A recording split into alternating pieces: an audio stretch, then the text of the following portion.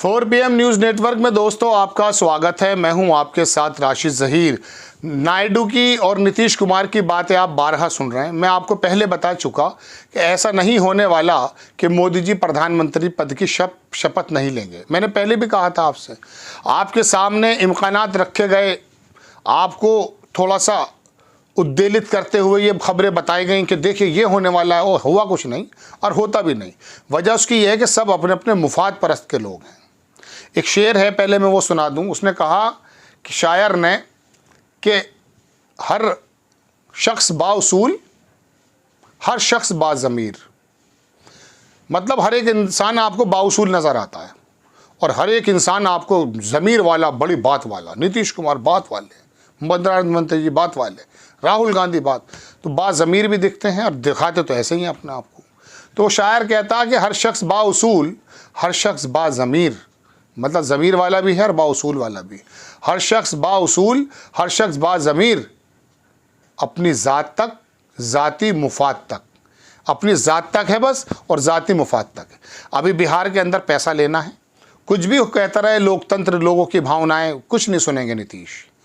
जब उपराष्ट्रपति बनने की बात कही, सुशील मोदी के मुताबिक बता रहा हूँ, उन्होंने इनके मंत्रिमंडल में शामिल होने से इनकार कर दिया और वो आदमी बावकार होकर दुनिया से चला गया। भारतीय जनता पार्टी के नेता थे, शानदार व्यक्ति थे, अच्छे आदमी थे।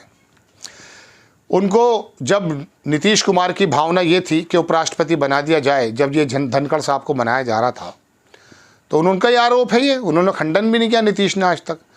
उन्होंने बनाया नहीं, वो छोड़ गए एनडीए को, चले गए लालू प्रसाद यादव के घर। अपना ज़ात थी, अपनी मुफाद था। वहाँ पर भारतीय जनता पार्टी को झटका दे दिया, सरकार बना ली, फिर चीफ मिनिस्टर बन गए। उसके बाद क्या हुआ, फिर खेल करा। खेल तो ऐसे कर रहे हैं ना जैसे हमारे जो पैसा है वो इनके पूर्वजों ने दिया है, करते रहिए समारोह, करते रहिए समारोह। करेंगे, चूँकि आपकी और मेरी गलती भी है। वो बहरहाल दोबारा चौबारा जितनी बार भी वो हुआ मुख्यमंत्री पद का, पूरे देश ने देखा, फुटेज खाया गया, भारतीय जनता पार्टी ने समर्थन दे दिया। अब क्या हुआ, इंडिया गठबंधन, उससे पहले इंडिया फिर तोड़ दी, लालू प्रसाद के पास चले गए, फिर उसके बाद जो है दोबारा इंडिया बनाया, फिर तोड़ दिया। पता ये चला जनाब-ए-मन कि पहले उपराष्ट्रपति नहीं बनाए गए थे, इसलिए इंडिया को छोड़ दिया था, और इंडिया गठबंधन में संयोजक नहीं बनाया गया था, इसलिए इंडिया गठबंधन को तोड़ फोड़ दिया था। लेकिन काम तो उन्होंने किया है। सुशील मोदी बोले कि नहीं साहब, अब जो आप सरकार बना रहे हैं भारतीय जनता पार्टी के साथ, इसमें मैं कोई पद नहीं लूँगा, और गुमनामी की मौत में वो दुनिया से चले गए। चलिए, तो ये तो बात मैंने भूमिका बांध दी आपको, लेकिन मैं आपको लेकर चलना चाहता हूँ महाराष्ट्र के अंदर। अजीत पवार की तो बात मैं आपको बता ही चुका हूँ, हालांकि इतनी हिम्मत है या नहीं है वो बात अलग है। नायडू की और उनकी बात सुन रहे हैं, वहाँ पर शिंदे साहब के जो नेता हैं वो भी नाराज़ हैं। उनका कहना है कि साहब हमारे यहाँ 6-7 आदमी जीत कर आए, मांझी अकेले हैं, उनको आपने पद दे दिया। अजीत पवार के हैं, उनको आप पद देने की बात कर रहे हैं। अठावले हैं, उनको देने की। हमारे 6-7 हैं, हमें एक ही राज्य मंत्री। नाराज़गी है। अब वो नाराज़गी इस लेवल की है कि छोड़ करके उद्धव ठाकरे के पास चले जाएंगे, ये तो भविष्य के गर्भ में है। लेकिन आप देखिए, एनडीए में अजीत पवार के बाद शिंदे गुट नाराज, कैबिनेट पद ना मिलने पर जताई आपत्ति, यानी कि सबको मलाईदार पद चाहिए। इसका मतलब ये है कि जब आपके घरों पर ये आते हैं, आपकी सेवा की बात करते हैं कि मैं देश की सेवा करूंगा, ये सब नाटक और ढोंग ही तो है, और इस ढोंग को आप पहचानते हैं, इस नाटक को आप पहचानते हैं। लेकिन फिर भी आप और हम धार्मिक पशु बनकर वोट तो इनको ही देते हैं। इंदौर की तरह हर एक लोकसभा सीट पे 2-3 लाख नोटा तो दबा कर देखो भाई। अगर सारे ही बागड़ बिल्ले हैं, लंका में सारे बावन घसके हैं, तो आप भी तो अपना रोल निभा कर देखो। लेकिन नहीं, लड़ाई लड़ देंगे आपस वाले से, पड़ोसी को मार देंगे। नहीं, मैं कमल के फूल को दूंगा, मैं पंजे को दूंगा, मैं साइकिल को दूंगा, मैं इसको दूंगा। और वो जानते भी नहीं आपको। वो वहाँ संसद की कैंटीन में बैठ करके ठटारे मारते हैं, और आप क्या करते हैं, आप नफरत करते हैं, भगवा पहन के दिखाते हैं, किलसाते हैं। अरे भगवा भी एक कलर है भाई। तो आप देखें, केंद्र में राजनीतिक जनतांत्रिक गठबंधन एनडीए की सरकार बन तो गई, लेकिन इसके साथ असंतोष के स्वर उठने शुरू हो गए। महाराष्ट्र में अजीत पवार गुट की राष्ट्रवादी कांग्रेस के बाद एकनाथ शिंदे गुट की शिवसेना ने कैबिनेट बंटवारे पर आपत्ति जताई। पार्टी के मुख्य व्हिप श्रीरंग बारने का कहना है कि उनको उम्मीद थी कि 7 सांसदों के साथ उनकी पार्टी में किसी को कैबिनेट में जगह मिलेगी, लेकिन ऐसा नहीं हुआ। क्या बोले बारने, आज तक के मुताबिक बारने ने कहा कि पार्टी कैबिनेट में जगह की उम्मीद लगाकर बैठी थी। चिराग पासवान के 5, मांझी के 1, एच डी कुमारस्वामी के 2 सांसद होने पर उन्हें कैबिनेट मंत्री का पद दिया गया है, लेकिन शिवसेना के 7 सांसद होने के बाद उन्हें राज्य मंत्री स्वतंत्र प्रभार क्यों मिला? उन्होंने कहा कि शिवसेना के प्रदर्शन को देखते हुए कैबिनेट मंत्री का पद दिया जाना चाहिए था। ये रुख क्यों अपनाया गया? पवार के गुट ने तो ठुकरा दिया राज्य मंत्री पद, वो आपको मैं सारी खबरें बता चुका हूँ। दरअसल ये बात कोई नई नहीं है और ना इतनी बड़ी खबर है।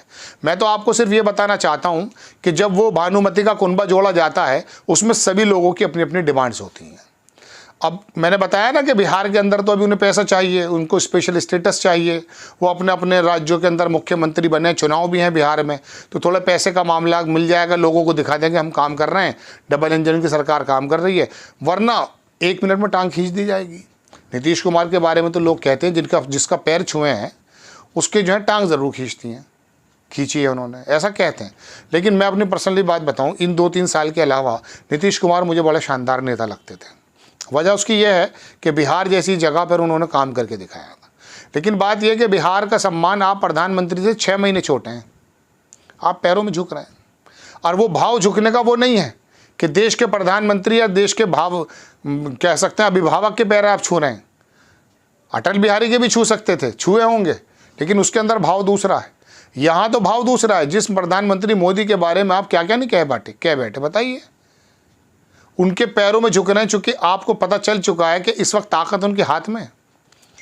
दुनिया उम्मीद आपसे कर रही है कि साहब आप जो है किसी प्रकार से जो है इंडिया गठबंधन की सरकार बनवा देंगे, लेकिन आपको तो लग रहा है कि अब मजाक भी उड़ा रहे हैं आप। चलिए खैर वो एक अलग बात है, लेकिन मैं बताने ये हाजिर हुआ आपको कि सबको अपनी अपनी मुफाद के लगी है। शिवसेना शिंदे या राहुल गांधी के नेता या अखिलेश के या ममता बनर्जी के, ये सारे लोग जो हैं ये इसका मामला ये नहीं है कि साहब बड़ी बात है कोई। बड़ी बात यह है दोस्तों कि ये लोग सब वहाँ तक तुम्हारे साथ देंगे जहाँ तक आप इनसे लेंगे। आपके हाथ में वोट की एक ऐसी संवैधानिक ताकत दे दी गई है कि अगर आपको लगता है कि ये सिर्फ अपना बंदर बाट करना चाहते हैं, हटा दीजिए इनको।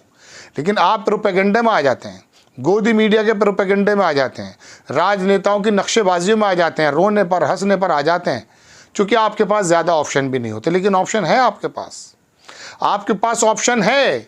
इंडिपेंडेंट लोग भी जीते हैं, और जब काबिल और इंडिपेंडेंट लोगों को आप जिताना शुरू कर देंगे तो लोगों की जाहिर से बात है कॉन्फिडेंस बढ़ेगा, और वो आप उनको वोट देंगे तो वो ज़्यादा लोग आएंगे, पार्टी लाइन से हट करके जीतने की कोशिश वो करेंगे। लेकिन आपको लगता है कि पार्टी अगर है तो ये हच करके आया हुआ है, भाई इसको देंगे वोट, यही फरिश्ता है। अरे पार्टी के अलावा भी तो फरिश्ते हो सकते हैं भाई। आपको लगता है कि ये पार्टी ठीक नहीं है और एक अच्छा पढ़ा लिखा व्यक्ति आपके सामने आ रहा है, तो उसके बाद क्या किया जा सकता है? उसके बाद ये किया जा सकता है कि आप अपनी वोट इंडिपेंडेंट को दे दें, लेकिन ऐसा करते नहीं आप लोग। चलिए बहरहाल शिंदे साहब ने भी अपनी बात बता दी है, सरकार को कोई खतरा नहीं है। बड़ी 70-72 मंत्रियों में 60-61-62 अपने लोगों को दे दिया। प्रधानमंत्री जी किसी डर में काम करने वाले लग नहीं रहे मुझे। नो डाउट अभी स्पीकर पे एक झगड़ा हो सकता है मुझे लगता है, लेकिन वहाँ नया काम किया जा रहा है। नायडू साहब की एक साली हैं, उनका नाम है, वो भारतीय जनता पार्टी के अध्यक्ष भी हैं आंध्र प्रदेश की, तो कुछ हो सकता है इस तरह का बीच का रास्ता निकाल दिया जाए, क्योंकि ये 272 का आंकड़ा पूरा होगा भारतीय जनता पार्टी का कैसे ना कैसे। आपको खबर कैसी लगी अपनी राय कमेंट्स बॉक्स में ज़रूर दीजिए। चैनल को सब्सक्राइब कीजिए, शेयर कीजिए। नेक्स्ट टाइम मैं किसी खबर के साथ हाजिर होता हूँ। जय हिंद।